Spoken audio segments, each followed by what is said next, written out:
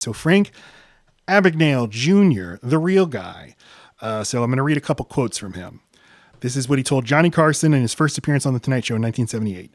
Well, basically, at the age of 16, coming from a little town in upstate New York, my parents separated when I was 16. Kind of emotionally bothered me, and I couldn't get my parents back together again. So I ran away from home and found myself in New York City without a job, with no money.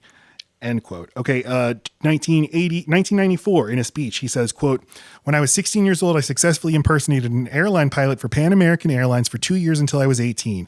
At the age of 18, I became the chief resident pediatrician of a Georgia hospital where I practiced medicine there for about a year. At the age of 19, having never been to law school in my life, I took the state bar exams in the state of Louisiana. I passed the bar and became a licensed attorney. Before my 19th birthday was over, I was appointed the assistant attorney general of the state. I know I'm reading a long quote. Where I practiced law in that position for about a year. At the age of 20, I was a college professor at Brigham Young University in Provo, Utah. I taught 2 full semesters there as a PhD. Of course, before I was old enough to drink, I was a millionaire twice over. End quote. And then one last quote. Wait, when does Hanratty catch him? One last quote. Quote, I was proud of the fact that I never swindled an individual, just companies that could afford it. End quote. Okay. Okay. He was born in 1948. In 1965, he was sentenced to prison for stolen checks. He spent much of the time between the ages of 17 and 20 in a state prison in New York. He would be arrested multiple times in the late 60s and early 70s for fraudulent checks before ultimately settling down in Houston and beginning a public speaking career. This ultimately led in the late 70s to him appearing on To Tell the Truth in 1977, just like in the movie. Yeah. And that led to him appearing on The Tonight Show. Lots of high-profile media coverage, wrote his book, Catch Me If You Can, in 1980. It was a bestseller. Now, you might be thinking, that doesn't seem to match up what happens in the movie at all. Right, but I always notice it's based on a true story, so I'm just like, Well, here's It's inspired by. Okay, but he was literally in prison during the time that he was supposed to be doing all the stuff that happens in the movie. And that's because nothing that happens in the movie is real. This is all bullshit. What? Wait. What? But wait, what? Catch Me If You Can, Steven Spielberg, Leonardo DiCaprio are also victims of Frank Abagnale's con. Shut the front. It is all a lie. Stop it. Frank Abagnale never pretended to be a doctor. He never pretended to be a lawyer. He never traveled the world as a fake airline pilot. He never passed $2.5 million in faulty checks.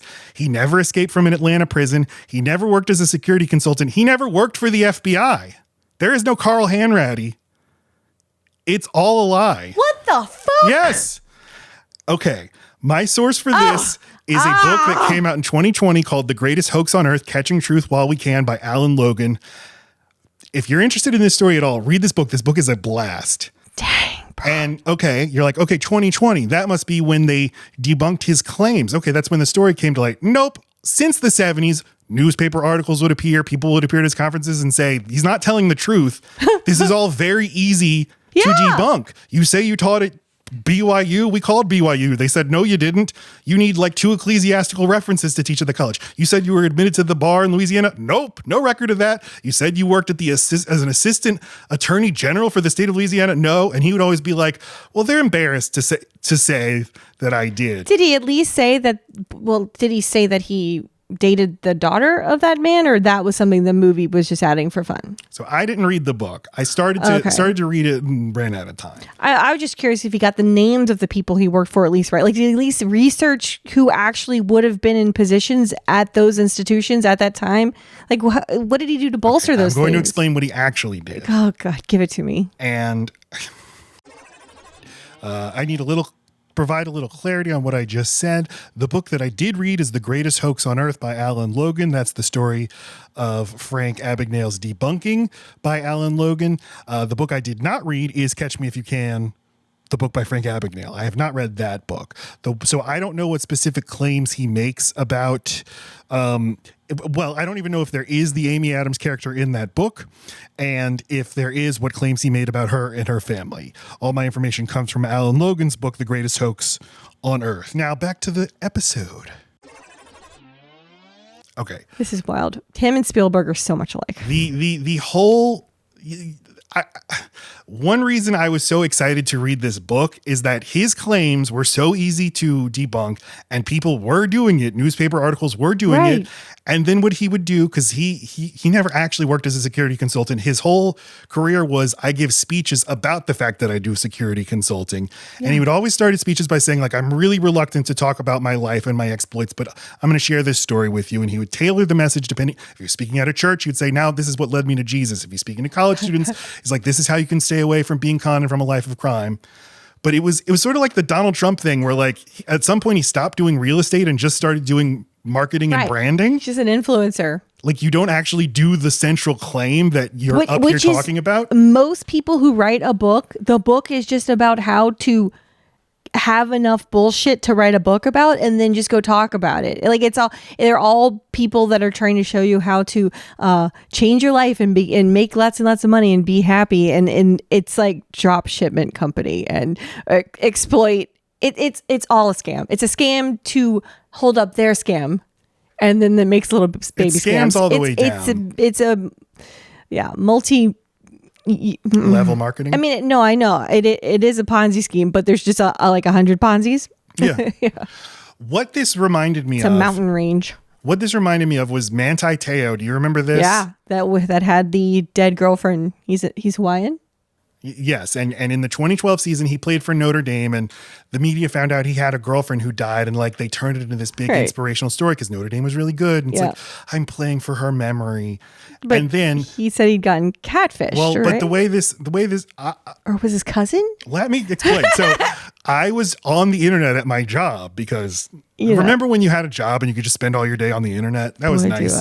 On Twitter, Deadspin tweets, Manti Te'o's the dead girlfriend is a lie, is a hoax. And I click on it and it's like one of the happiest memories of my life is reading this story. Because the reporting in that... dead! Well, the reporting in that was so simple. It's like, we contacted Stanford University. Can we have any information? We can't find any proof that this girlfriend ever existed. And it was like the basic amount of due diligence that none of the big media companies had done. They just loved hearing this story. Yeah. And with Frank Abagnale, none of the organizations that hired him ever bothered to see is any of this true? Do you actually work for the FBI? Do you actually do security consulting? Who wants to be that wet blanket? Not just that, but like, you're on Johnny Carson, you must be legit. You have this newspaper article, you must be legit. Each thing, right? It's like the Daily Wire is like famous for using itself as a source because like they publish and they have media broadcasting. So it's just like today in the Daily Wire, whatever. And it's like, but you're the Daily Wire. Yes. Well, yeah. So do this, listeners. Just Google, did Frank Abagnale work for the FBI? And Google's AI summary will say, yes, he did. And then you'll read, what is that coming from? It's coming from AbagnaleandAssociates.com. It's all about SEO, baby. So here's what he actually did. He wrote bad checks. He stole blank checks from people he knew and from small businesses, and then he used those blank checks to make purchases for himself. He stole from families. He stole from small businesses. He stole vehicles. One time he put on a pilot costume and used it to stalk and harass a stewardess. Oh, God. And he reportedly, lots of different people say he smelled bad, which I thought you would like to hear. You know what that does to me. So all I'm going to think about now. What was that movie or show? I need more than that.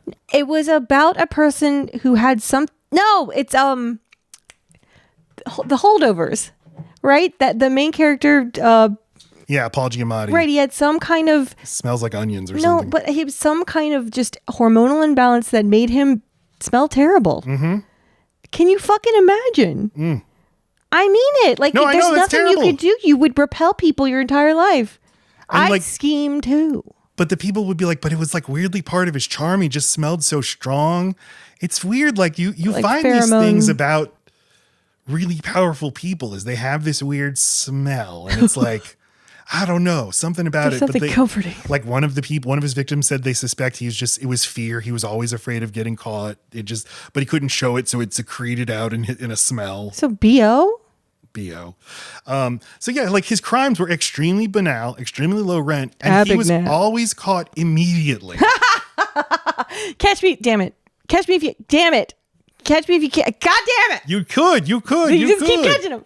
So, okay. He spent 3 to 4 years in prison, gets out, and then does the pilot thing. There's at least one documented case of him actually getting a pilot's costume on and then deadheading, which means, it's literally from a costume store. Because he spun that into, I called the airline. Where's your outfit supplier?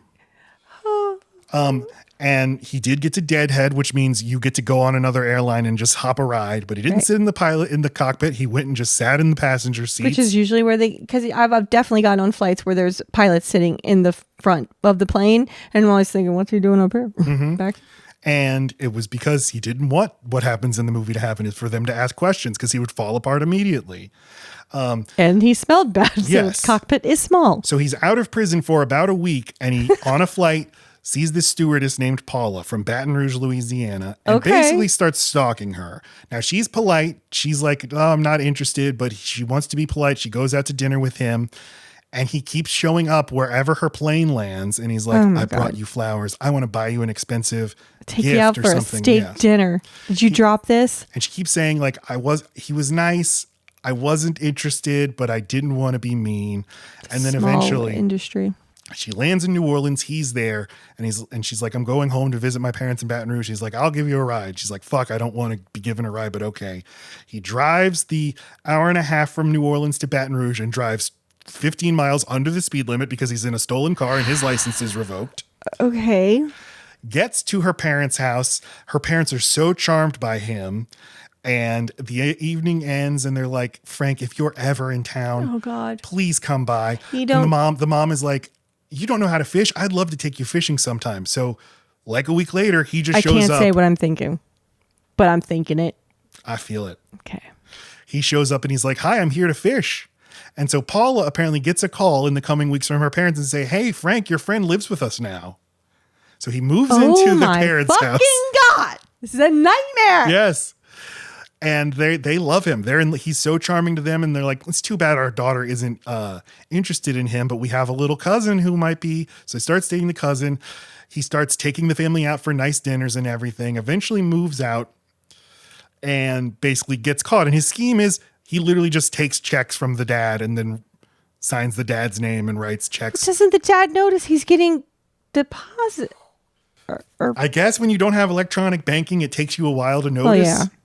This is definitely, or even in the movie, you realize you're watching something that just wouldn't happen now, but it is fascinating to watch people game the system when it could have been gamed. Right. It's why Deadwood is so interesting. It's like, oh, they can do anything. They can do anything. Murder's okay. In the movie, and the real Abagnale would, like, he'd go into basically a region, speak in the college circuit there, and then somebody would write an article saying this guy's full of shit, and he'd just move on to a different section of the country. He's a fucking abusive priest. Yeah. It's how you hide anything.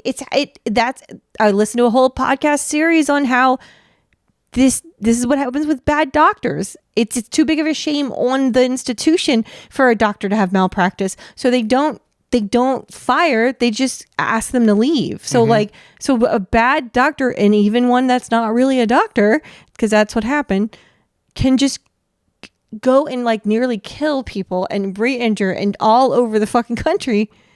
Yeah, because the institution doesn't want to say we made a mistake or this is on us. It's a huge deal, especially for like a smaller hospital. So like they target, like a charity. I don't know if it would matter, charity hospital, but like one of those ones with a Catholic name, one of those.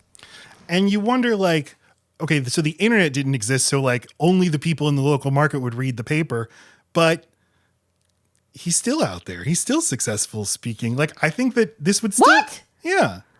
Like, I mean, how many things are disproven that people want to believe that they still, I mean, the war in Iraq, to name a dramatic example.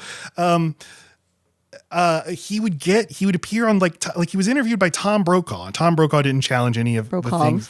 Brokaw. No, Lacey. He was interviewed by Tom Brokaw. Lacey thinks it's Brokaw. I will never resolve this. Tom Brokaw never challenged him on any of his claims. And I think that a lot of this is just because, like, but this is just a fun story. Why are we going to do our due diligence on this? No, right. This is our fluff piece. This is our, like, what? I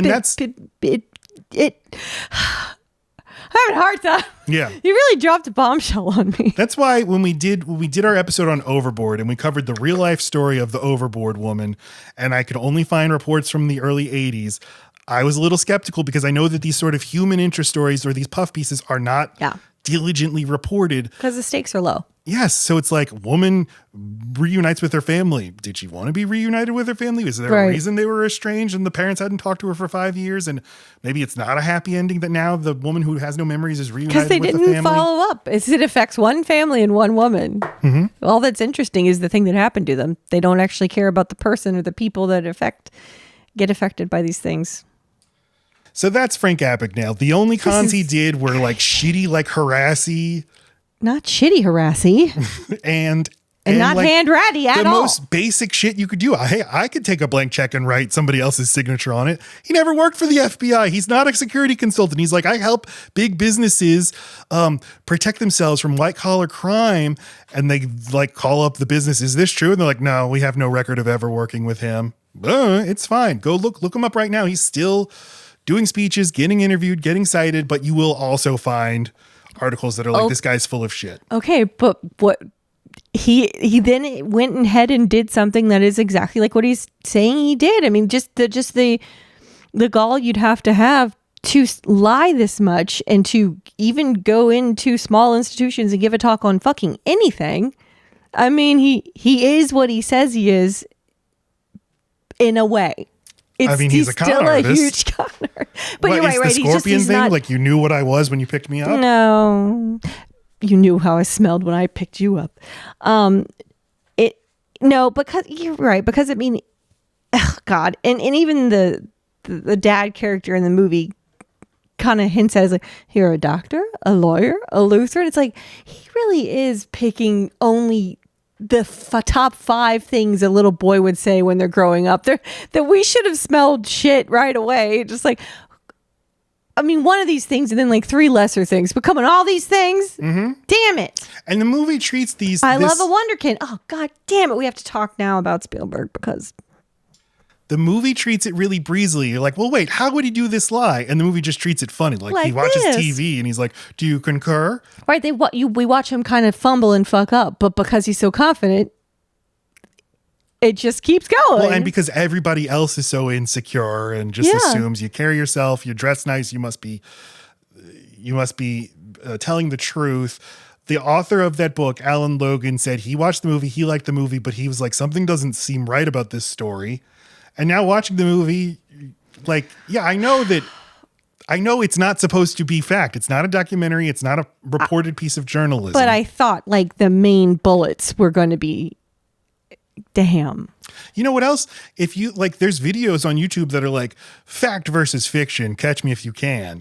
And they'll be like, but what they're using as a source is the book, Catch Me If You Can. They're like, in reality, Frank didn't actually do this. He actually did this. It's just like the Walmart version of the thing, but it's still the fucking thing. Yes, no, the book is the bullshit. That's ground zero. Spielberg, I couldn't find any record of him being confronted with this. Stop it. Yeah. What about Leonardo DiCaprio? Yeah, nothing.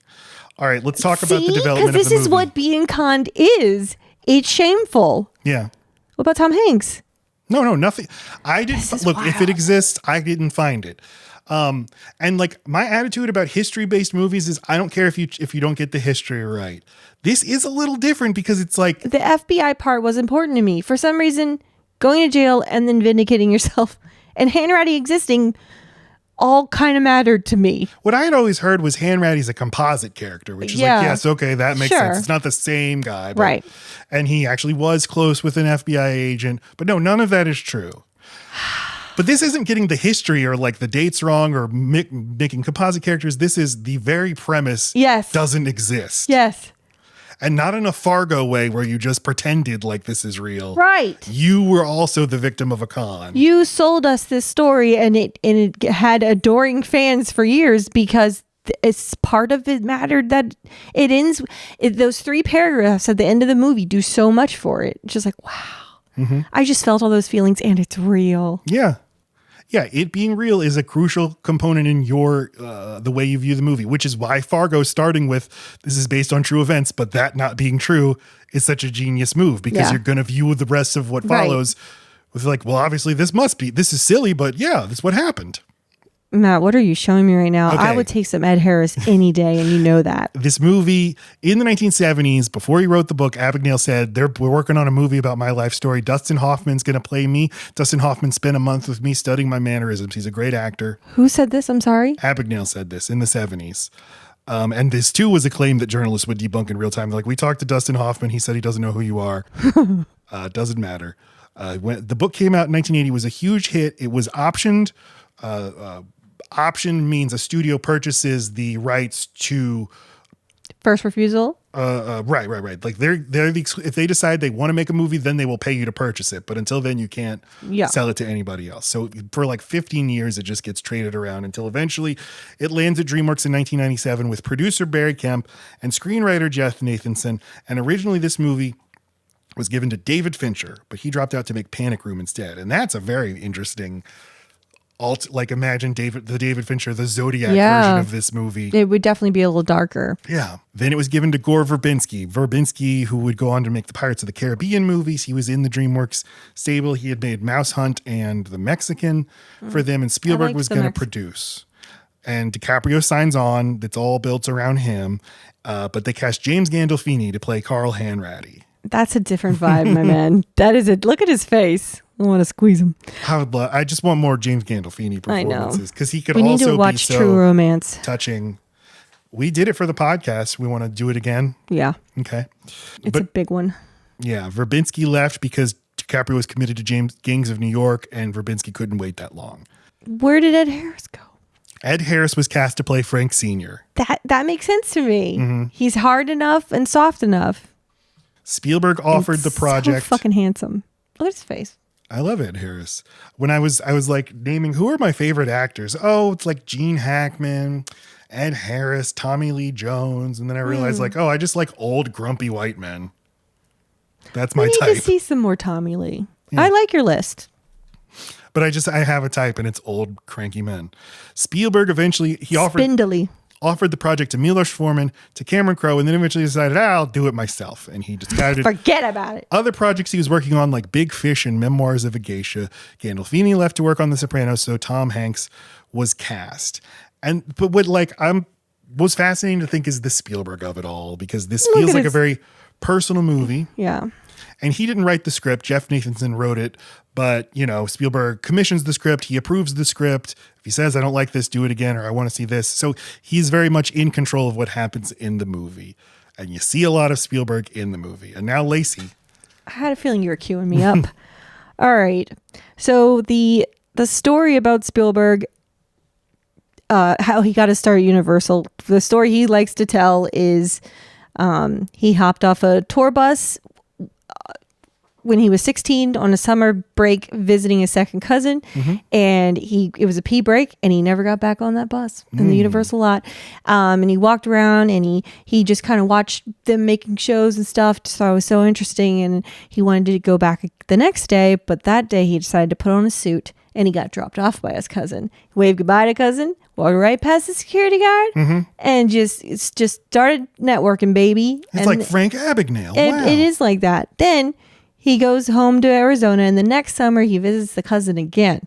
But this time he's going to branch out a little more. This is when he finds an open bungalow, which I don't know why it's called bungalow, but and he buys some sort of like tape numbered things from a photography store, and he puts his name with that stuff he bought on the directory at Universal, so people can find him in that office, C23 or something like that. And then the story goes that, and then I went to college and made Amblin. Like, okay, well, what did the fact that you went to Universal had to do with anything? Like, the story doesn't really make sense because it just depends on what you're telling of it. Because it's like, okay, you did that, but then fucking why? You're just wild. So that version of the story that I just told, that's the one that he told in 2002 when he was being interviewed for The Fabelmans. So that's 2022. That's what I said. So that's his probably most developed. That's where it is right now. Because this has always been the Spielberg myth, is he just walked onto the Universal lot and pretended he worked there. It changes a little bit though, right? Okay. And in this version, he walks right past the guard. This is in 1965. Borrowed a briefcase from his cousin. All right. But so so that is something that was just reported in 2022. People are still saying this. They're letting it was a recording of an interview, and it's just like he's just still saying it. But if you go on Snopes, which I hope, is that okay that I use that? Okay. What he actually had was like an unpaid summer like assistant studio at assistant to a TV studio department at Universal. Okay, so it seems like he first starts saying this in 1971 to the Hollywood Reporter that in 1969 he was 21. He put on a suit and a tie. He snuck past the guards. Like he just left. Like he lived there. Like he didn't say anything about this was the summer I was a kid. He's 21, and he found a bungalow, set up an office, went to the people who worked the switchboard, gave him his extension so he could start getting calls. And he was there for 2 years without being discovered. Okay. Again, there's no ending. It's just, I did this thing. And then in 1970, he's talking to somebody for a Jewish newspaper, and he tells them that he had to get by the guard at the gate. That he would lie a lot. So now he's not just breezing in and out, he's lying to guards, and it's just like little things keep changing. 1985, he snuck past the guards for this one, and now he adds the public tour part. And he gets off for his pee break, and he's going to watch all these shows being made, and he runs into a man named Chuck Silvers, who he just starts chatting up, and he tells him he makes films, and the guy's like, oh really? Well, here's a day pass for tomorrow. Come back, show me your films. Okay, like huge bullshit red flag. Can you tell me, like, working in an industry of anything, and someone's like, I do that thing. Oh really? Show it to me. Yeah, that's never happened ever. So he comes back the next day with 4 8mm films, shows them to Chuck, and Chuck's very impressed, and he says, good luck, I have no more day passes. Okay, cool story, ends there. But here's what actually happened.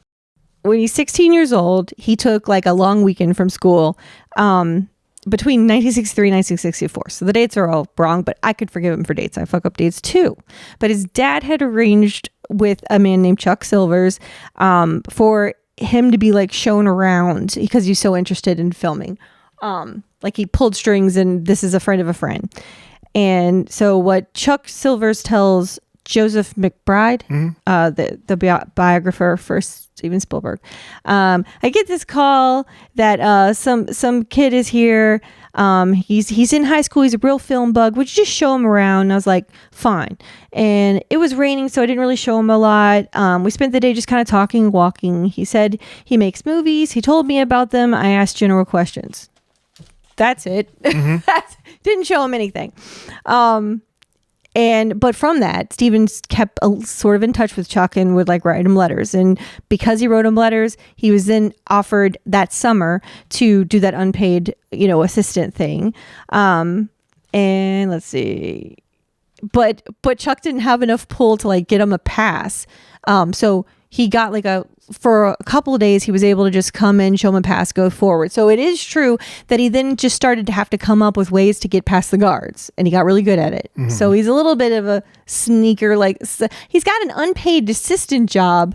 It sounds like it's like off the books though. That part doesn't make sense. Why wouldn't you get a pass? So he did have to kind of con his way in for some of the summer. Okay, so the office part is, I'm sorry, I feel like I'm taking a really long time. No, I love this. Okay. The office part is that Chuck shared a office space with this middle-aged woman named Julia Raymond. And she, it's just like any office job. She did stuff related to the movies, but it's clerical. It's everyday mundane shit that makes the trains run. Right. And so because they share an office space, sometimes they're in an empty desk, and Spielberg's kind of just floating around. Like he's got this assistant job, but most days he's there. He can just do whatever he wants. I got the sense from the McBride book, and I've felt this way at jobs. Like you get hired, and then the person who wanted to hire you is not there, and nobody knows what to do with, and you feel like a fraud. Like, what am I?